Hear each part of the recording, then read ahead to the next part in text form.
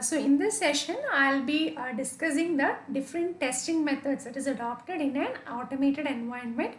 What is data analytics? What are the uses of data analytics and how is it done, and how to report the findings, whatever you have found out in that automated and IT audit or audit in an automated environment, how to assess and report the findings. So we'll be first going through what are the different testing methods. So these few methods or few audit procedures which are generally applied while doing or conducting an audit by the auditor. We have already discussed quite a number of audit procedures in the previous sessions. So here out of that, the major primarily there are four main testing methods that is employed by the auditor here. So one is inspection, another is inquiry, another observation, and the last one is reperformance. So out of the four, the easiest one but the most efficient one would be, I would be saying it is inspection, inquiry. So you directly inquire the management staff or the third parties or the external parties regarding certain transactions, and you obtain the audit evidence. So this is the most efficient audit test method, but again this is a method which gives you the least or very little amount of audit evidence. So audit evidence obtained through this method will not be sufficient and appropriate. So normally inquiry, though it is a most efficient method, it is always used in combination with other methods. So normally it is used in combination with inspection or observation in order to yield the best results or to give the appropriate audit evidence. So in addition to you inquiring with the staff or the accounts personnel or the third parties or obtaining a written representation from them, you also inspect, you also go through each and every record, documentations, and then you come to a conclusion. That is a one way. But out of all the four methods, the most effective method, I think we have already discussed this in the previous sessions, it is a reperformance. You are again doing it all over again. The auditor is again doing the calculations, doing the entire audit procedures. It is doing all over again. So this is a most effective method, but as I said, though it is an effective method, since I am again doing it again from the similar way from the start till the end, what happens is it is more time consuming and very less efficient. So resource utilization wise, it is a very not a very feasible method, because lots of effort is required, more resources has to be employed, and it is also very time consuming because you are again working on the procedures from beginning till the end. So normally there are four methods that is being used: inquiry, inspection, observation, and reperformance. Out of this, the most efficient method is inquiry, but inquiry gives you less audit evidence. So it is not a sufficient and appropriate audit evidence that is obtained through inquiry. So normally we use it with a combination of other methods. The other methods which we use is observation or inspection. Out of the four, the effective method, I would be saying it is reperformance, because you're doing it all over again, but it is very effective, but at the same time it's very time consuming and involves, or it calls for a lot of resources, and also it is the least efficient method. Now once the testing has been done, normally how is the testing carried out? So now I told you there are four methods, but IT environment, how the auditor goes ahead with the particular testing is, first any transaction he obtains a walkthrough of the transaction. Say for example, I want to understand a particular transaction in an IT environment. So first I have to understand how the transaction is getting processed. Say for example, there is a particular invoice, how the transaction is being entered into the system, how from the journal entries are being written, how it is posted into the subledgers, from subledgers to general ledger, how it is being posted, how the trial balance is prepared, how the P&L balance sheets and other financials, cash flow, everything is prepared, how other reports like aging report, credit analysis, how other reports are generated, fund flow, I have to analyze. So for any particular transaction, the auditor has to obtain a walkthrough of how the one particular transaction, end to end, how one transaction is being processed. So it could be either through any of the four methods we discussed. It could be either by asking the management personnel, or observing how they are doing, how a particular transaction is being processed by them, or even inspecting how the transaction has been processed, along with you doing or the auditor trying some trial or test runs. So all these could be done as a part of your walkthrough. And now after understanding how a particular transaction is processed, now the auditor can put different test values or he can put dummy data to check different scenarios, how under each and every scenario this particular data is getting processed. Say for example, he can put a transactions which is a capital expenditure, how this particular capital expenditure is being captured, whether it is being posted correctly, whether it is posted as a capex or if it is posted as a revenue expenditure, whether the particular postings are done in the ledger, whether it is trial balance is prepared, whether it is coming in the balance sheet. So all these things he can use negative as well as positive test scenarios. So for example, if a capex means this capex should not be coming as a part of your P&L. It is a capital expenditure, it will be brought to your balance sheet. So these kind of test checks or scenarios he can actually build and then check how different scenarios a particular transaction is getting processed. Now, once that transaction walk through end to end, how a particular transaction is processed, how a particular transaction is processing under different scenarios, he can then go and inspect the configuration details. What is the hardware, what is the software that is being used, how are the master tables and your non-master data, how master data is created, what are the configuration details which has to be applied in order to process the transactions, then you can inspect that. So basically end-to-end walkthrough of a transaction by using any one of the method, inquiry, observation or inspection, then how a particular transaction is getting processed under different scenarios, and again the configurations that is defined by the application. So all these things I have to check when I am doing a testing in the automated in a few methods.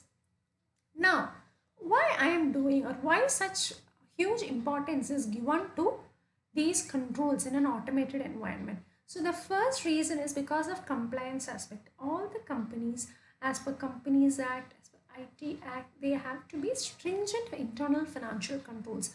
So we already saw what internal financial controls are or why it is necessary.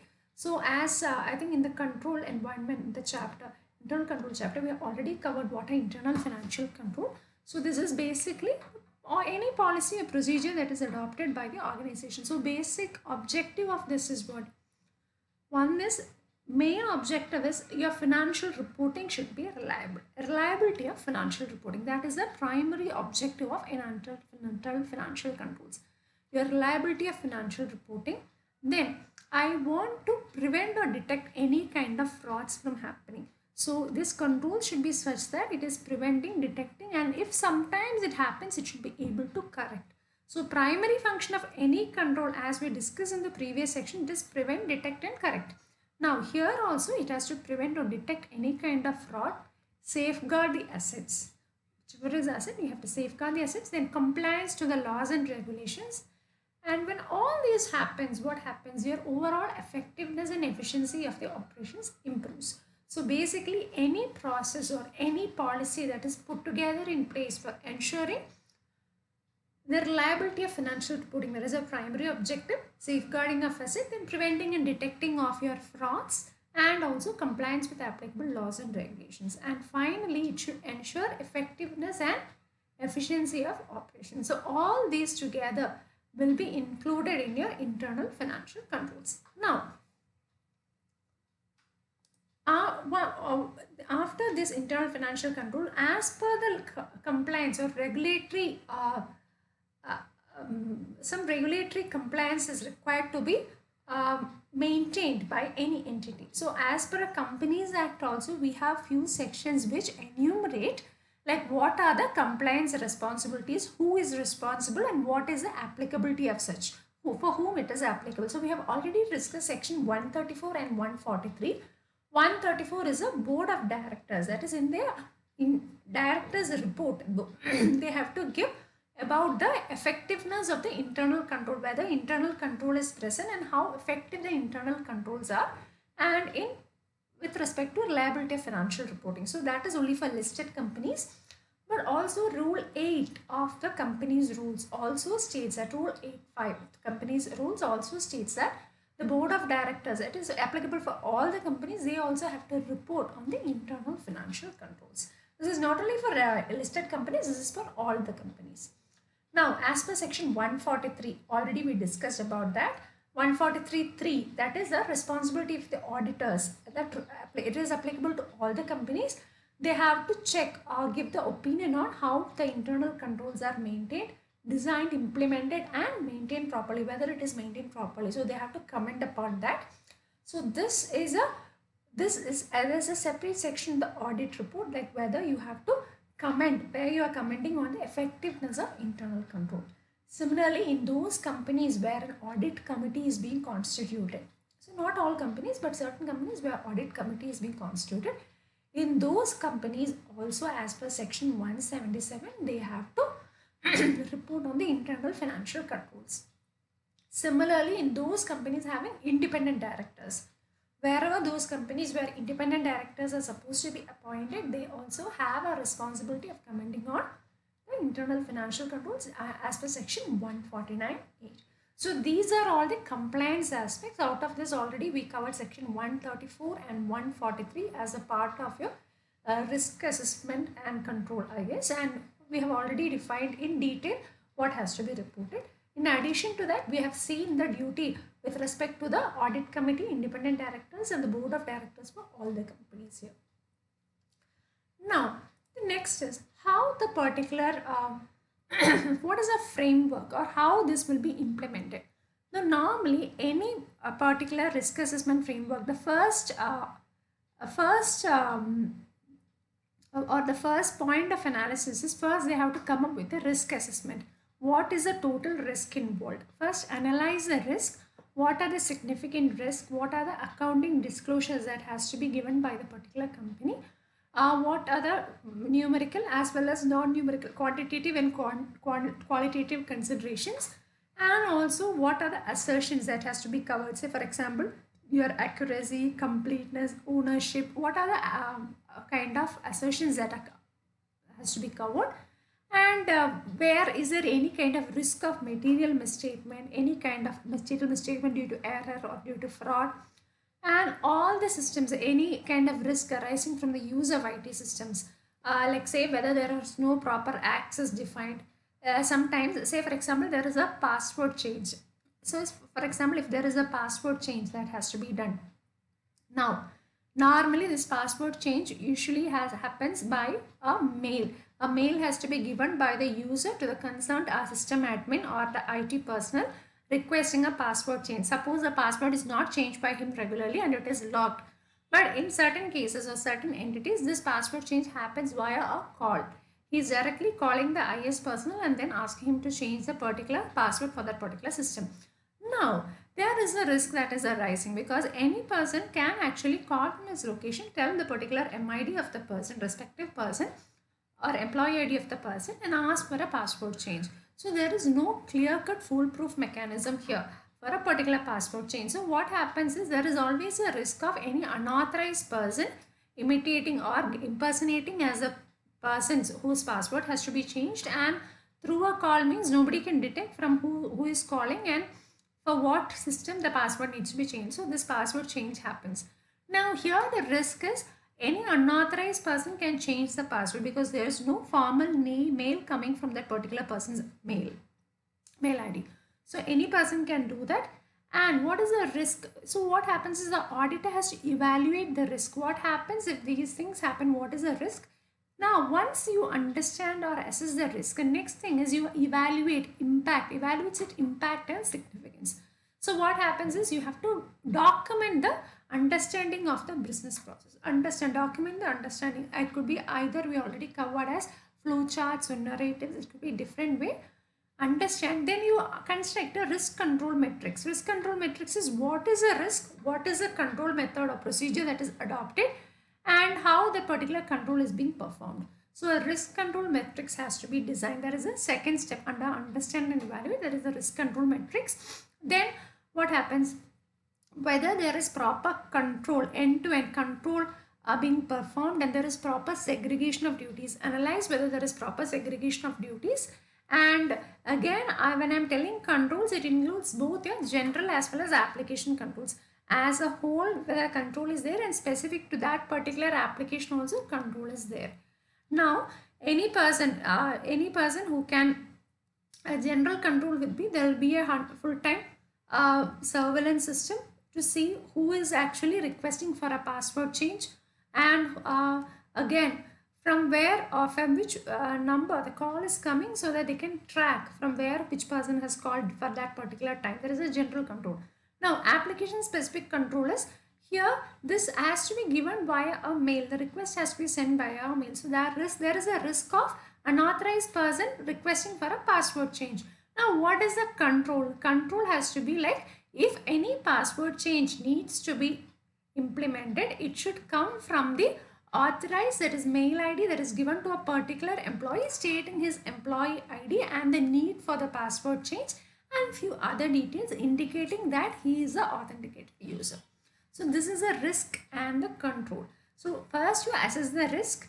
Assess the risk, you understand what are the accounts, what are the disclosures, what are the significant accounts and disclosures, what are the other considerations, whether there is any kind of risk of material misstatement or any other risk arising from the use of IT systems. Then you evaluate and analyze, understand and analyze, and here you document the process. You can first prepare a risk control matrix. What are the risks, what are the controls, then what are the controls? It includes general and application, and also you make sure that there is a proper segregation of duties at the whole enterprise level.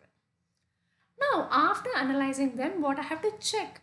I have understood the risk and I have analyzed the risk. Now I have to check for the effectiveness of control. Some controls are implemented. Now I have to check for the effectiveness of control. How will I understand or check the effectiveness of control? In order to understand the effectiveness of control, I have to make sure, or I have to test the reports. That is the reports that is generated by the system. I have to do some kind of a samples, put some samples, test some test cases. I am putting some dummy data and testing what is the reliability, what is the effectiveness of controls. So I want to check whether the source data that is coming to the system is correct, whether the population is complete, whether it is a complete data and it is accurate also. And depending on the data accuracy, completeness, and also the testing, I can understand what is the nature extent of the audit procedures that I have to apply. So again here, how much extent of audit procedures, so what extent audit procedures the auditor has to apply depends on the judgment, professional judgment. It depends on the judgment of the auditor. Again, I have to check the controls are in place, it is operating effectively, implemented, designed and maintained properly. At the same time, I have to check whether there is proper independence of working. Like say for example, the independence of the particular team performing the controls. There is no chance that the controls are being circumvented at any particular point.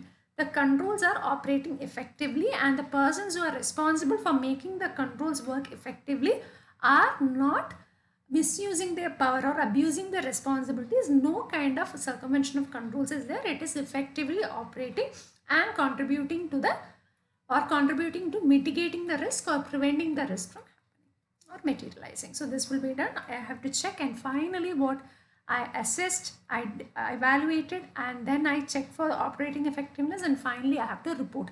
I have to report the deficiency. So any kind of control deficiency is there, I have to report it to the management. That is the first step. Any kind of control deficiency, I have to report it to the management. But say if the control deficiency is very material in nature, it is a significant weakness, In such cases, the auditor has to report to those charged with governance. Okay, before reporting to those charged with governance, the auditor has to find or check whether there is any kind of a mitigating or compensating controls, or any kind of a secondary control which will actually compensate for any kind of non-working or flaw in the primary control. Any kind of mitigating control, if it is there, the auditor has to check.